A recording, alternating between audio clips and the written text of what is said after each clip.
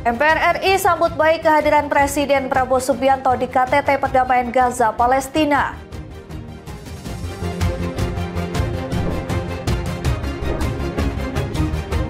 Wujudkan lingkungan permasyarakatan bersih dari barang-barang terlarang, tim gabungan geledah Rutan Wates Yogyakarta.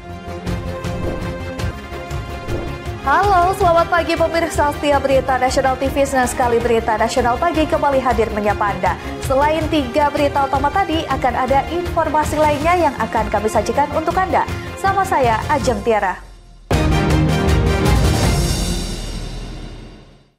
Kita awali dengan informasi yang pertama, pemirsa. Wakil Ketua MPR RI Edi Suparno menyambut gembira kehadiran Presiden Prabowo Subianto dalam konferensi tingkat tinggi perdamaian Gaza di Sharm el-Sheikh, Mesir pada Senin 13 Oktober 2025. Pasalnya, langkah ini sejalan dengan perjuangan Indonesia dalam mendukung kemerdekaan Palestina dan penyelesaian konflik kemanusiaan di Gaza. Yang kedua dari Indonesia. Wakil Ketua MPR RI Edi Suparno menyambut baik kehadiran Presiden Prabowo Subianto dalam konferensi tingkat tinggi perdamaian Gaza di Sharm el-Sheikh, Mesir. Ia menyebut keikutsertaan Indonesia, khususnya Presiden Prabowo, menjadi bentuk nyata Indonesia terhadap perdamaian dunia serta dukungan terhadap perjuangan rakyat Palestina. Menurutnya, sejak awal kepemimpinan Presiden Prabowo konsisten menyuarakan pentingnya penyelesaian konflik kemanusiaan di Gaza. Lebih lanjut, Edi juga menyatakan Prabowo kini menjadi salah satu pemimpin di kawasan Asia yang diperhitungkan dalam upaya mengakhiri peperangan dan menciptakan perdamaian di Gaza. Tentu kami menyambut gembira bahwa Presiden Prabowo hadir di dalam konferensi perdamaian dunia yang memang dari awal merupakan salah satu substansi perjuangan kita untuk menghadirkan kemerdekaan bagi rakyat Palestina. Termasuk juga dalam hal ini penyelesaian dari konflik kemanusiaan di Gaza. Dan ini sejak 1 tahun Bapak Presiden memimpin Indonesia itu yang sudah dikumandangkan oleh beliau. Bahkan itu menjadi echo yang sangat kuat, gaungnya sangat keras ketika beliau kemudian berpidato di General Assembly UN atau PBB beberapa waktu yang lalu. Dari Jakarta, Natasha Alko, Ade Chandra Dewanata, Berita Nasional TV. Informasi selanjutnya, pemerintah terus berupaya memperbaiki manajemen penyimpanan beras agar mutu dan kualitasnya tetap terjaga. Menteri Sekretaris Negara Prasetyo Hadi menyebut pemerintah juga menyiapkan gudang baru menjelang masa panen. Menteri Sekretaris Negara Prasetyo Hadi menjelaskan Kementerian Pertanian dan Perum Bulog saat ini tengah fokus memperbaiki manajemen penyimpanan beras. Upaya ini dilakukan agar ke depan tidak ada lagi beras yang mengalami penurunan mutu atau kualitas selama proses penyimpanan. Menjelang masa panen beberapa minggu ke depan, pemerintah juga menyiapkan sejumlah gudang baru untuk penyimpanan hasil panen. Gudang-gudang tersebut tidak hanya dikelola oleh pemerintah pusat, namun juga akan melibatkan pemerintah daerah demi meningkatkan efektivitas distribusi dan penyimpanan pangan. Usai menghadiri rapat terbatas yang dipimpin Presiden Prabowo Subianto di kediamannya, Menteri Prasetyo mengungkapkan pemerintah menyadari kondisi gudang yang ada saat ini memerlukan perbaikan. Karena itu, pemerintah berencana membangun gudang baru di 100 titik untuk menunjang penyimpanan hasil panen. Seperti itu ya, yang memang itu menjadi fokus baik di Kementerian Pertanian maupun teman-teman di Bulog. Bagaimana memperbaiki manajemen terutama penyimpanan, kemudian juga perlu kita sadari bahwa gudang-gudang kita juga beberapa pada kondisi yang memang perlu perbaikan, gitu. Termasuk penambahan pembangunan gudang baru yang kita rencanakan ada di kurang lebih di 100 tempat, oleh karena alhamdulillah panen kita terutama beras ya, padi itu meningkat dan akhir tahun ini akan memasuki kembali masa panen. Jadi kita harus mempersiapkan gudang-gudang penyimpanan yang baru gitu. Menteri Prasetyo menambahkan pemerintah juga melibatkan TNI dan Polri untuk membangun gudang-gudang inovatif serta bekerja sama dengan Kementerian Dalam Negeri. Langkah ini diharapkan dapat menghidupkan kembali lumbung pangan dan tingkat desa seperti masa lalu sehingga ketahanan pangan nasional dapat terjaga secara berkelanjutan. Dari Jakarta, Tim Liputan Berita Nasional TV. Ya pemirsa, pemerintah berencana memeriksa seluruh gedung pondok pesantren di Indonesia. Wakil Ketua MPR RI Edi Suparno menilai langkah tersebut penting dalam memastikan penggunaan dana pembangunan yang bersumber dari APBN dapat dipertanggungjawabkan secara transparan. Wakil Ketua MPR RI Edi Suparno menyebut banyak gedung pesantren yang dibangun dengan anggaran terbatas, bahkan sebagian sudah berusia tua. Ia menilai audit menyeluruh penting dilakukan agar akuntabilitas penggunaan dana negara terjaga. Pemeriksaan diharapkan mencakup aspek keuangan, pembangunan, hingga konstruksi, sehingga ke depan penggunaan anggaran pembangunan pondok pesantren dapat lebih tepat sasaran. Edi juga menanggapi soal wacana pembangunan kembali pondok pesantren yang ambruk menggunakan dana APBN. Menurutnya hal itu menjadi kewenangan eksekutif. Namun audit perlu dilakukan terlebih dahulu sebelum menggunakan anggaran negara demi menjaga kepercayaan publik. Saya juga menyambut gembira apa yang disampaikan oleh pemerintah bahwa akan melakukan pemeriksaan, penelitian, pengkajian terhadap seluruh gedung-gedung ponpes yang ada di seluruh Indonesia. Karena banyak yang sudah berusia lanjut, ya, banyak juga dibangun mungkin dengan anggaran yang belum maksimal, sehingga memang kondisi dari ponpes itu perlu diperiksa lagi keselamatannya. Nah, karena APBN itu perlu dipertanggungjawabkan untuk apapun kegiatannya, saya kira perlu dilaksanakan audit terlebih dahulu terhadap pembangunan dari ponpes yang menggunakan mungkin anggaran APBN, ya, agar kemudian jika dipergunakan lagi anggaran untuk pembangunannya bisa dipertanggungjawabkan kepada publik dengan baik. Lebih lanjut, alokasi 20% dana APBN untuk pondok pesantren, Edi menegaskan angka tersebut belum tentu benar. Ia menyebut sebagai lembaga pendidikan, ponpes memang memerlukan dukungan anggaran, namun besarannya harus dibahas secara rinci dan disertai evaluasi agar kejadian serupa tidak terulang. Dari Jakarta, Natasha Alko, Ade Chandra, Berita Nasional TV.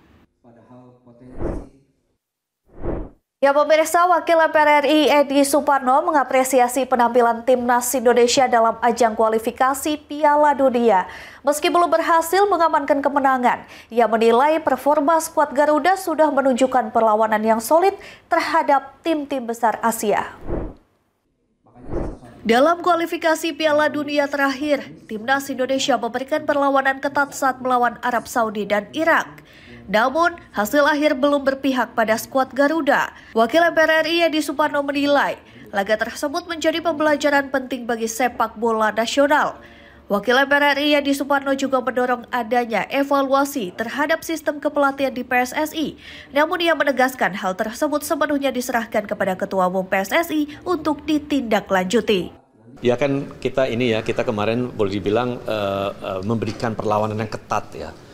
Baik kepada Saudi maupun kepada Irak, ya, tetapi kan dimanapun juga kita berharap lebih baik kita hampir kalah daripada hampir menang, ya. Saya berharap bahwa timnas kedepannya bisa mendapatkan keberhasilan yang lebih tinggi lagi.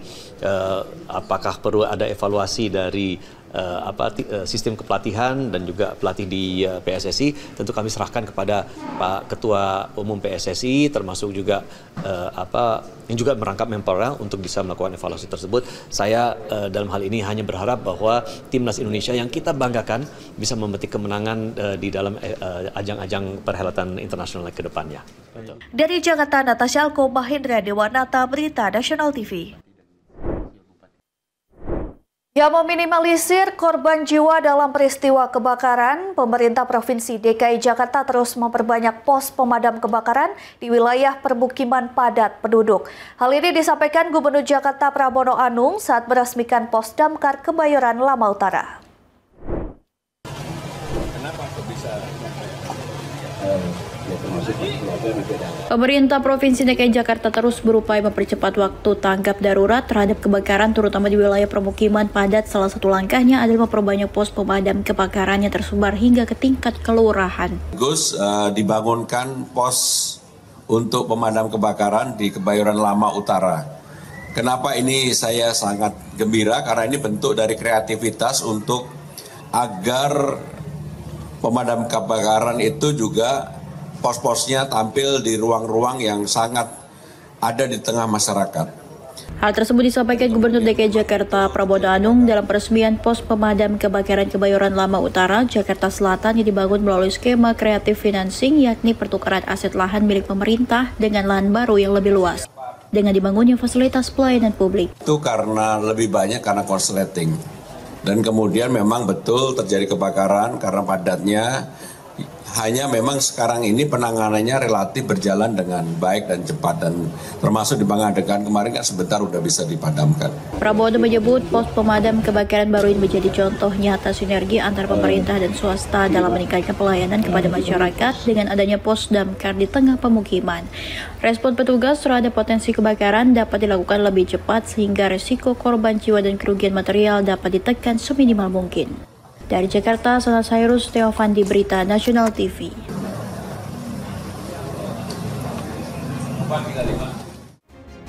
Tim gabungan geledah Rutan Wates Yogyakarta. Informasi selengkapnya usai jeda, tetaplah bersama kami.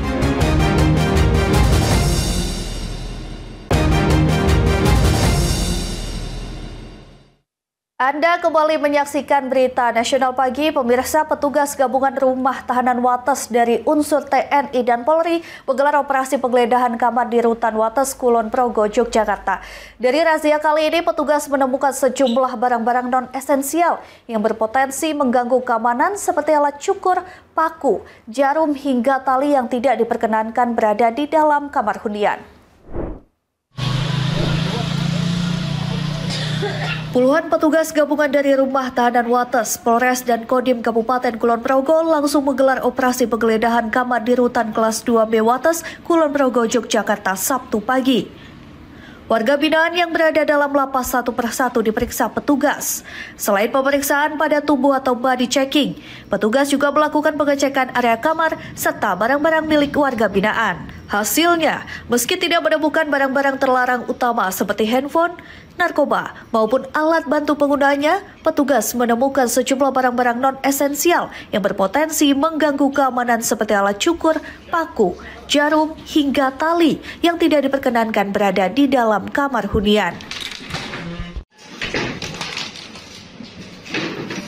Operasi penggeledahan kamar yang digelar ini sebagai wujud komitmen dalam mewujudkan lingkungan permasyarakatan yang bersih dari barang-barang terlarang. Upaya ini merupakan tindak lanjut dari arahan Direktur Jenderal Pemasyarakatan untuk secara konsisten memberantas peredaran handphone, pungutan liar, dan narkoba atau halinar, serta senjata tajam di seluruh lembaga permasyarakatan dan rumah tahanan di Indonesia. Kegiatan ini merupakan upaya deteksi dini gangguan keamanan dan ketertiban di lingkungan lembaga permasyarakatan. Saat ini, Rutan Wates dihuni 105 orang warga binaan permasyarakatan yang terdiri dari 43 tahanan dan 62 narapidana dari kapasitas sebanyak 75 orang. Tim Liputan Berita Nasional TV.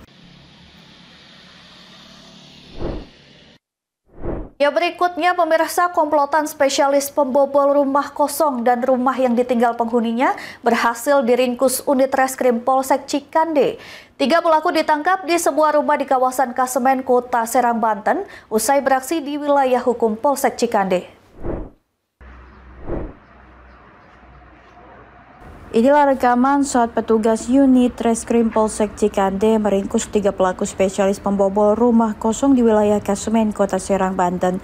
Ketiga pelaku masing-masing F alias O berusia 24 tahun, S alias J 31 tahun, dan AY alias YP 31 tahun.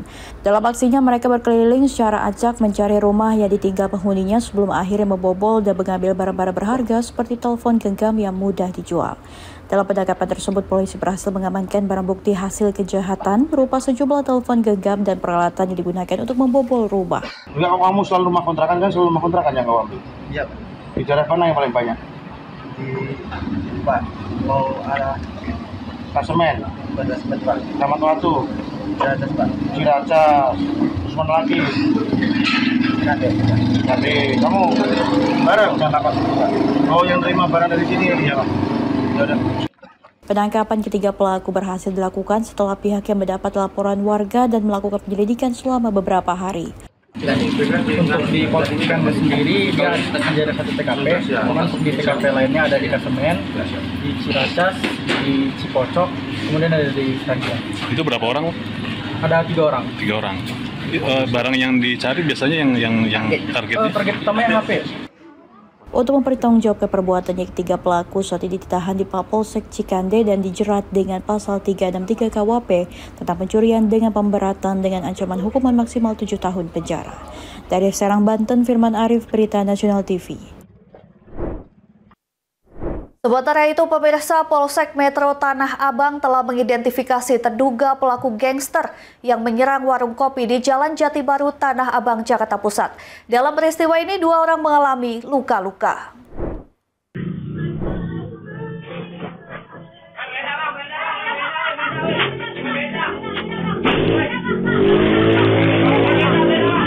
Petugas Satreskrim Polsek Metro Tanah Abang terus melakukan pengejaran terhadap para pelaku. Hingga saat ini Polsek Metro Tanah Abang telah mengidentifikasi terduga pelaku yang melakukan penyerangan tersebut. Selain itu, polisi telah memintai keterangan 3 orang saksi. Berdasarkan keterangan para saksi, ada yang mengidentifikasi mengarah ke terduga pelaku. Dan peristiwa ini 2 orang terluka pada dada kanan serta 1 orang pada pelipis sebelah kanan. Dan terdapat kesesuaian antara masing-masing saksi dalam menyampaikan keterangan dan kesaksiannya, sehingga bisa kita simpulkan sudah mengarah kepada beberapa identitas yang kita patut duga dia adalah kelompok pelakunya. Korbannya rata-rata kena luka tembak di mana? Untuk korban yang ada di warung kopi tersebut ada 2, yang satu mengalami serangan di seputar bahu kanan, yang kemudian satu lagi di seputar pelipis sebelah kanan, pelipis mata di bagian bawah. Baik.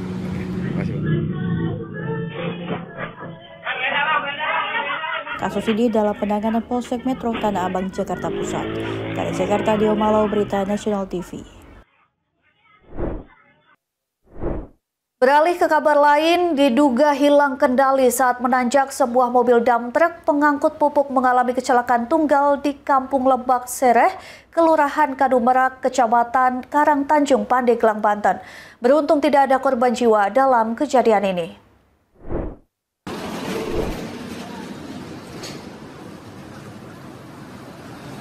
Inilah kondisi mobil dump truck bernomor polisi B9567BYU yang terperosok di bahu jalan setelah hilang kendali saat menanjak di Jalan AMD Lintas Timur, Kampung Lebak Sereh, Kelurahan Kadumerak, Kecamatan Karangtanjung, Pandeglang, Banten, Minggu petang. Truk yang dikemudikan sopir bernama Aib itu melaju dari arah Serang menuju Malingping, Lebak. Namun saat melintasi tanjakan curam, kendaraan diduga tak kuat menanjak dan tergelincir ke sisi jalan.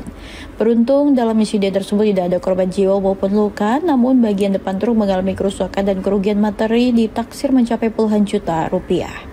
Anggota Satlantas Polres Pandeglang menuturkan kecelakaan terjadi diduga akibat truk tidak kuat menanjak sehingga hilang kendali. Petugas polisi telah berkoordinasi dengan pihak derek untuk segera melakukan proses evakuasi kendaraan. Yaitu satu unit kendaraan truk mengalami kecelakaan tunggal, yaitu pada saat menanjak kendaraan tersebut tidak kuat sehingga kendaraan tersebut hilang kendali dan terjatuh menabrak pembatas jalan. Jadi kejadian kecelakaan tersebut tidak ada korban jiwa maupun korban luka-luka, hanya kerugian materi saja. Evakuasi kendaraan membutuhkan waktu 3 jam mengingat kondisi jalan yang menanjak dan curam. Petugas menghimbau pengendara yang melintas di jalur tersebut untuk berhati-hati khususnya saat cuaca sedang buruk atau kondisi jalan licin. Dari Pandeglang, Banten, Firman Arif, Berita Nasional TV.